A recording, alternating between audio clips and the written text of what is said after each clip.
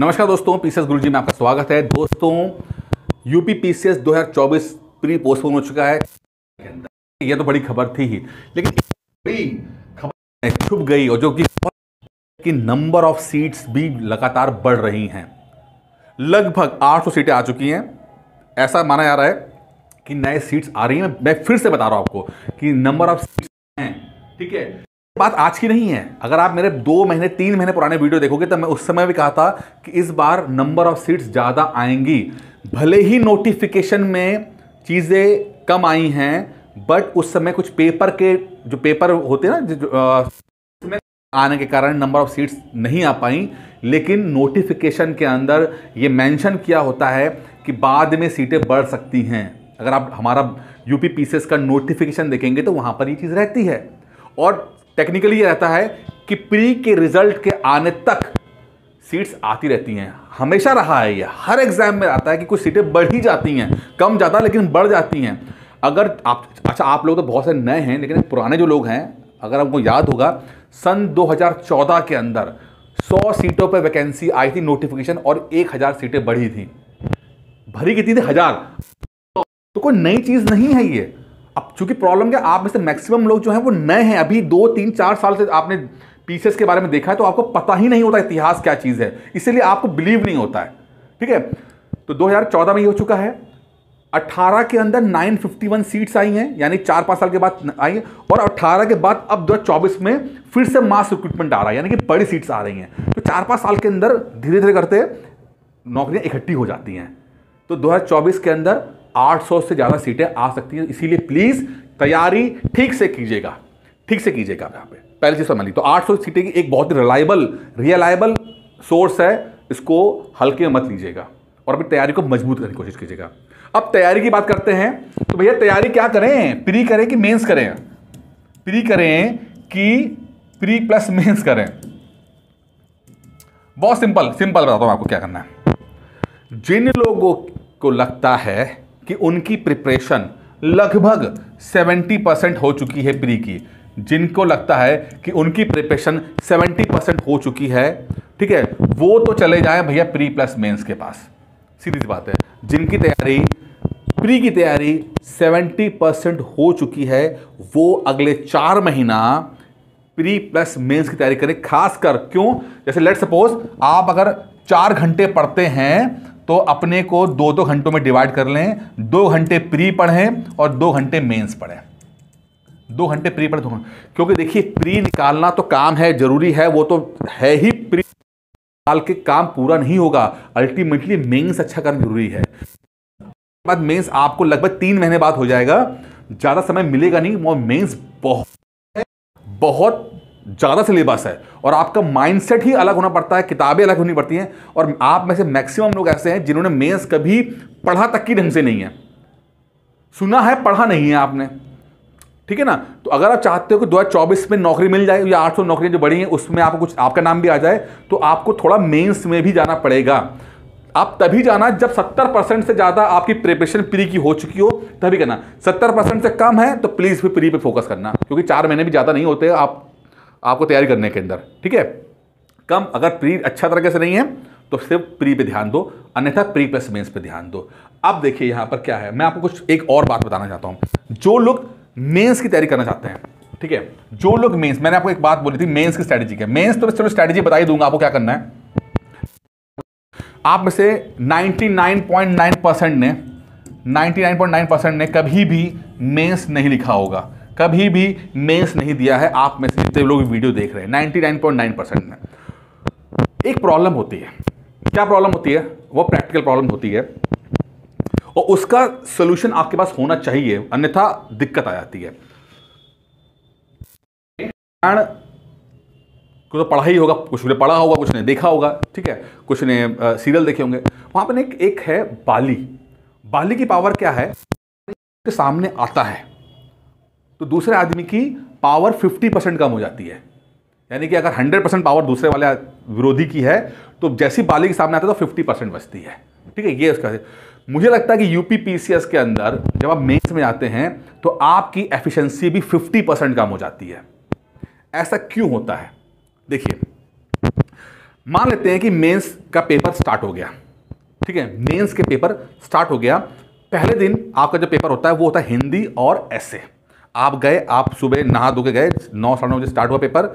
उसके बाद आपने पहला पेपर हिंदी दिया, फिर ऐसे दिया, ठीक है, उसके ऐसे और फिर उसके बाद हिंदी। उसके बाद आप करते करते 5 से 6 बजे घर आ जाते हो। 6 बजे घर आते हैं, ठीक है। ये सब मैं बता रहा हूँ प्रैक्टिकल, ये प्रैक्टिकल प्रॉब्लम्स हैं, ठीक है, कोई डिस्कस नहीं करता, लेकिन मुझे पता है कि सबसे मुश्किल काम है ये चीज़। 6 बजे आए, आपने कहा कि चलो मैं अगले दिन, अच्छा अगले दिन क्या है, अगले दिन छुट्टी नहीं है, अगले दिन GS1 GS2 का पेपर है, अगले दिन GS1 GS2 का पेपर है। अब आपको रिवीजन करना है, पढ़ना है आपको। आप 6 बजे पढ़ना शुरू किया, आपने GS1 पढ़ना शुरू किया। GS1 का सिलेबस बहुत ज़्यादा है, 4 तरह की तो हिस्ट्री है, modern history, art and culture, post independence और आपका ये वर्ल्ड हिस्ट्री। अब आप हिस्ट्री पढ़ना शुरू करो, अपने नोट्स से पढ़ना शुरू करो, कर रहे 2-3 घंटे के बाद आपको एहसास होता है कि यार मैं 3 घंटे से पढ़ रहा हूँ, लेकिन अभी 50% ही सिलेबस में रिवाइज कर पाया हूँ, रिवाइज ही 50% कर पाया हूँ मैं, अपने ही नोट्स को मैं 50% पढ़ पाया हूँ अगले 3 घंटे के अंदर, ठीक है। फिर क्या करें, अब आपने उसको रखा, आप डर गए क्योंकि अभी आपको GS2 भी पढ़ना है। आपने रखा, खाना खाया और फिर GS2 पढ़ना शुरू किया। 2-3 घंटा पढ़ा, उसके बाद पता लगा कि आपने वो भी ढंग से कवर नहीं कर पाए। अब बज गया 12 बजे तक ना GS1 कंप्लीट हुआ है ना GS2 कंप्लीट हुआ है। मतलब रिवीजन की बात कर रहा हूँ, रिवीजन का मतलब है वन टाइम रीड की बात कर रहा हूँ मैं आपको, मैं, ठीक है। 12 बज गया, अब आपको सोना भी है क्योंकि आपको अगले दिन उठना है, पेपर देने जाना है आपको। अब 12 साढ़े 12 बजे सोते हो, अगले दिन 6 साढ़े 6 बजे जगते हो, ठीक है। अब जगे आप तो सबसे पहले चूंकि पेपर GS1 का है, आप पेपर GS1 को पढ़ना शुरू करते हो और आप सोचते हो कि यार अभी GS1 पढ़ लेता हूँ, जो ब्रेक होगा बीच में 1.5-2 घंटे का गैप मिलेगा, उसमें मैं GS2 पढ़ लूँगा।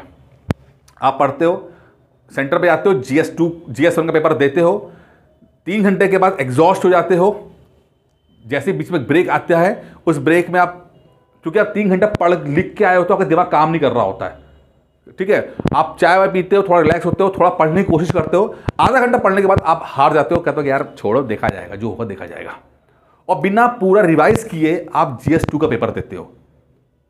अब क्या है, आप वापस घर आते हो, 6 बजे आते हो और अगले दिन आपको GS3 GS4 है। 2 दिन की थकान है। 2 दिन की थकान से क्या होता है, अब आप GS3 GS4 भी ठीक से रिवाइज नहीं कर पाते क्योंकि नींद पूरी नहीं हुई है, थकान अलग लगी है, सिलेबस खत्म नहीं हुआ है। इसलिए मैंने कहा कि जो आप प्रिपरेशन करोगे उसका 50% ही आप डिलीवर कर पाओगे। जितनी भी प्रिपरेशन करोगे उसका % ही डिलीवर कर पाओगे। ये है रियलिटी। चूंकि 99.9% लोग कभी मेंस लिखते नहीं है तो उनको ये कभी एक्सपीरियंस होता ही नहीं है, लेकिन जितने लोगों ने मेंस लिखा है उनको पता है कि मैं क्या बात कर रहा हूं मैं। ये एक टॉर्चर होता है, ये एक टॉर्चर है, ये एक रियलिटी है। आप प्रैक्टिस कितना भी कर लो, लेकिन रियल मैच तो रियल मैच होता है ना, वहां तो अलग माहौल होता है और वहां पे एफिशिएंसी तो कम हो जाती है। अब करना क्या है, अब इसका सोल्यूशन बता दो दिया मैंने, प्रॉब्लम, इसका सोल्यूशन क्या है। सोल्यूशन ये, आप किसी भी हालत में अपने, पहला स्टेप है आप अपने नोट्स बनाएंगे। स्टेप 1 है आपका, स्टेप 1 आप अपने नोट्स क्रिएट करेंगे। अब नोट्स क्या है, आपने किसी कोचिंग के नोट्स बना लिए, आपने किसी कोचिंग के हैं या PDF है या बुक के, जो भी आपको अच्छा लगता है आपने नोट्स क्रिएट कर लिए, नोट्स बना लिए, अपने लिख लिए, अच्छे बना लिए, ठीक है। लेकिन ये स्टेप 1 है, ये आपके नॉर्मल टाइम पे पढ़ने की चीज है जिसके अंदर ज्यादा चीजें एक्सप्लेन्ड होंगी, एक्सप्लेन पूरे तरीके से किया होगा, ठीक है। लेकिन अगर आप देखोगे कि नोट्स जो हैं वो अच्छे खासे मोटे हो जाते हैं। आप किसी का भी आप कुछ कोचिंग उठा लो या कुछ कर लो, वो नोट्स इतने मोटे हो जाएंगे, आपके हो ही जाएंगे। कंटेंट इतना ज़्यादा है, मटेरियल इतना ज़्यादा है, सिलेबस इतना ज़्यादा है, इतना नोट्स हो जाएगा और वही याद रिवाइज नहीं हो पाता है, ठीक है। अब इस चीज़ को करने के लिए कि आप अंतिम समय पर भी रिवाइज कर पाओ चीज़ों को, करना क्या है कि आपको जो ये नोट्स हैं इसके बाद स्टेप 2 लेकर आना है। स्टेप 2 लेना है जहां पर आपको शॉर्ट नोट क्रिएट करने हैं, अपने शॉर्ट नोट्स। शॉर्ट नोट्स की एक ही परिभाषा है मेरी कि भाई आपका पूरा सिलेबस अगर 3 घंटे में रिवाइज हो गया तो शॉर्ट नोट्स कहूंगा, नहीं तो मैं लॉन्ग नोट्स कहूंगा। में आपका पूरा सिलेबस आप रिवाइज कर पाए शॉर्ट नोट्स के माध्यम से। शॉर्ट नोट्स का सिंपल मतलब होता है कि आप जो हैं कीवर्ड्स लिखें, कीवर्ड्स लिखें, यानी कि एक एक शब्द लिखते जाएं, बस वो याद रहे आपको, आपके दिमाग में पिक्चर मेमोरी क्रिएट हो जाए दिमाग के अंदर कि आपने वो बस एक कीवर्ड देखा और याद हो गया आपको, बाकी तो आपको खुद ही लिखना पड़ता है ना इसके अंदर, तो आप हर चीज थोड़ी रटोगे बैठ के आप, ठीक है। का कीवर्ड कीवर्ड कीवर्ड कीवर्ड लिखते जाइए आप। नॉर्मल ये आपका रिवीजन टाइम होगा जब आप एग्जाम दोगे, या एग्जाम से हफ्ता भर, 10 दिन पहले, 15 दिन पहले, या महीने भर पहले की ये कीवर्ड्स होंगे। नॉर्मल टाइम में आप ये नोट्स कवर करोगे आले, शॉर्ट नोट्स आपके उस टाइम पे होंगे कि 3 घंटे के अंदर अगर गैप मिला है तो आप रिवाइज कर सको चीज़ों को लेकर, ठीक है। और यही सबसे काम की चीज़ होती है, लोग यही नहीं करते हैं। लोग उठाएंगे इधर कोचिंग की नोट्स, उधर कोचिंग की नोट्स पढ़ते रहेंगे। अरे भैया कीवर्ड्स पे लेकर आओ अपने आप को। कोचिंग की नोट्स याद नहीं आता, चाहे दुनिया की कितनी अच्छी भी कोचिंग क्यों ना हो, आपको आपका दिमाग अलग तरीके से काम करता है, दिमाग ही अलग तरीके से, तो आपको शॉर्ट नोट्स क्रिएट करना पड़ेगा। तीसरा स्टेप आपका आता है, स्टेप 3 जो आता है वो आता है आपका answer writing practice. Answer writing जो ये आप पढ़ोगे उसको आपको लिखना आना चाहिए। नहीं तो होता क्या है, अगर आप आंसर राइटिंग प्रैक्टिस नहीं करोगे तो होगा क्या, नोट्स तो तैयार हो गए बट आप अपने नोट्स को यूज ही नहीं कर पाओगे, यूज ही नहीं कर पाओगे, ठीक है। तो ये समस्या आपकी बहुत ज़्यादा रहेंगी। ये 3 स्टेप, स्टेप 1, स्टेप 2, स्टेप 3 लेके चलिए। स्टेप 1 में पहले आप पूरा लेक्चर पढ़िए, मटेरियल इकट्ठा कीजिए, नोट्स बनाइए। स्टेप 2 में आप उसको कीवर्ड्स में कन्वर्ट करके शॉर्ट नोट्स क्रिएट करिए।